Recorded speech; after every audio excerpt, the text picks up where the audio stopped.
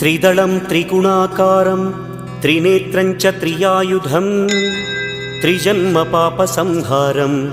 एकबिल्वं शिवार्पणम् त्रिशाखैः बिल्वपत्रैश्च अच्छिद्रैः कोमलैः शुभैः तव पूजां करिष्यामि एकबिल्वं शिवार्पणम् कोटिकन्या महादानं तिलपर्वतकोटयः काञ्चनं शैलदानेन एकबिल्वं शिवार्पणम् काशीक्षेत्रनिवासं च कालभैरवदर्शनं प्रयागे माधवं दृष्ट्वा एकबिल्वं शिवार्पणम् इन्दुवारे व्रतं स्थित्वा निराहारो महेश्वर